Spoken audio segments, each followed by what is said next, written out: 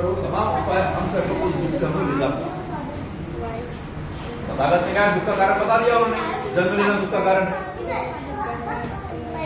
बुढ़ापा दुख का कारण है, मरना दुख का कारण है, प्रिय व्यक्ति से अलग होना दुख का कारण है, और प्रिय व्यक्ति का मिलना दुख का कारण है।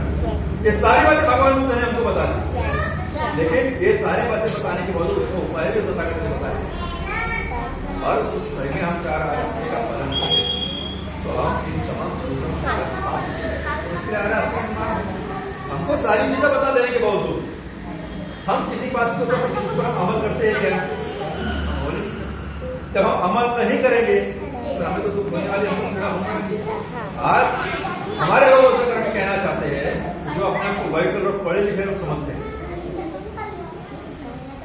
सबसे बड़ी बैठक सबसे बड़ा दुख उनका है, वो सिर्फ बात कर सकते हैं, इम्प्लीमेंटेशन नहीं कर सकते। और वो पढ़े लिखे लोगों ने आज बिहार का रास्ता पकड़ा होता है, आज देश का चित्र कुछ अलग होता। नौकरी पेशा करने वाले व्यक्ति अगर बिहार के अंदर में आए होते तो आज इस देश का चित्र कुछ अलग होता, लेकिन ऐसा हो नहीं रहा। तो बाबा सब पढ़ाई का वर्ग और नौकरी पेशा करना होगा, पर बिहार के अंदर में आता कुछ दिनों के अंदर में आपको रिजल्ट आ जाता, लेकिन ऐसा नहीं होता।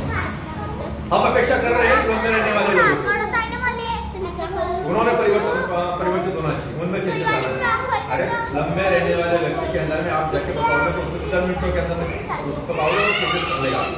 लेकिन पढ़े लिखे व्यक्ति को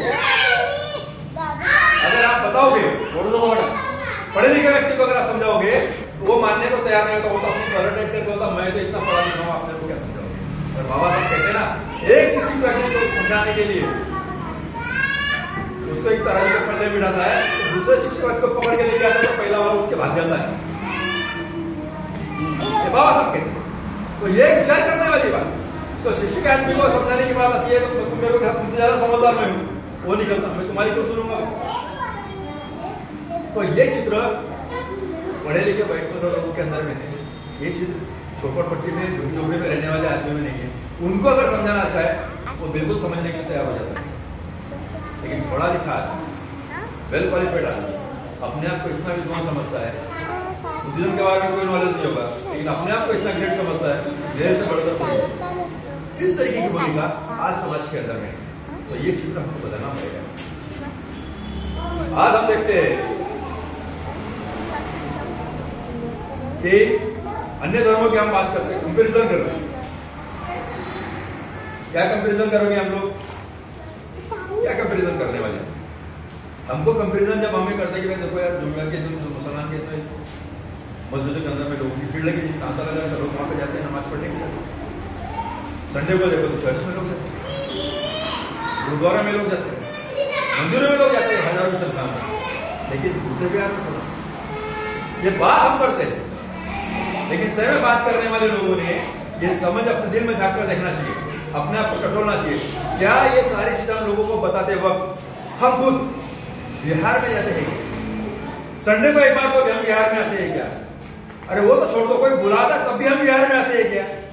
नहीं आते, क्योंकि उनको संडे मटन डे इतना लगता है कि खाओ मटन खाना है ना अपने को, संडे को बिहार में जाने की जरूरत नहीं है। हमको सब मालूम है, जैसा कि आपने कहा लोगों को देखा हमको सब मालूम, हमको सब आता है, तो बिहार में आने की जरूरत नहीं। क्या आता है भैया? क्या जब तुमको आता तो हमको तो समझा दो, हमें तो समझाओ, हमें तो समझ में है तुम्हारे पास में क्या नॉलेज है, आपके पास में नॉलेज है तो हमको कुछ तो पढ़ाओ, हम भी तो आपसे कुछ सीखे। लेकिन नहीं, वो बात नहीं होती, वो चीज नहीं होती। भगवान बुद्ध के सामने भी ये सवाल आया था, जब भगवान बुद्ध के सामने उनको जब बुद्धत्व की प्राप्ति हुई तब उन्होंने सोचा कि मैं जब मेरे को बुद्धत्व की प्राप्ति हो गई तो मैं क्यों दूसरे को नॉलेज दूं, मैं अपना खुद का भला क्यों नहीं करूं। भगवान बुद्ध के सामने भी ये विचार उनके मन में विचार चल रहे थे, लेकिन फिर उन्होंने सोचा अगर लोगों को बताऊं, लोगों ने नहीं सुना तो फिर मुझे फिर इतना हो कि मुझे दुख होगा, लोग मेरी नहीं सुन रहे। फिर उन्होंने फिर विचार किया, फिर मैं लोगों को क्यों बताऊं। फिर उन्होंने विचार किया कि ब्रह्मा संपत्ति के उनके मन में विचार चल रहा था, तब उन्होंने बोला कि भगवान अगर आप लोगों को अपना आपने जो ज्ञान पाया हुआ है, अपना जो बुद्धत्व की जो नॉलेज में प्राप्त हुआ है वो अगर आप जनता को, आम लोगों को नहीं बताओगे तो वो सुनने से वो वंचित है। आज दबे पिछले स्थिति के अंदर में जो लोग पड़े हुए हैं वो दुख से वो बाहर नहीं निकल पाएंगे अगर आप उनको नहीं बताओगे। तब भगवान बुद्ध के मन में विचार आया, बात तो सही है, अगर मैंने जो प्राप्त किया मेरे तक रखूंगा तो मेरा ही फायदा होने वाला है, आम लोगों का फायदा नहीं होने वाला है। तो आम लोगों के फायदे के लिए फिर तथागत विचार करते कि मैंने किसको ज्ञान देना चाहिए। तब मुझे समझ आया कि मैं किसके पास जो मैं किसके पास गया था सीखने के लिए, आधार कार्ड के पास में गया था। मालूम पड़ा, पता लगा तो वो भी मर चुके थे। फिर वो पता लगा उन्होंने कि भाई उद्धव गांव के पास जाना है, उनका पता लगा, मालूम पड़ा वो भी मर चुके। अब समस्या आती है किसको ज्ञान दे। फिर उनको ध्यान में आता है भाई मैं जब तपस्या कर रहा था मेरे साथ जो 5 लोग थे, 5 परिव्राजक थे, अब उनको मैंने ज्ञान देना चाहिए, उनका पता लगाया तो वो उनको मालूम पड़ा कि वो सारनाथ में। तब वो वहां पर गए, उनका पता निकाल कर और उनको ज्ञान देने के बाद उनको आता हुआ देख तो 5 आपस में चर्चा करते हैं। तो देखो तथागत आ रहे, उन्होंने अपना धर्म भ्रष्ट कर दिया है।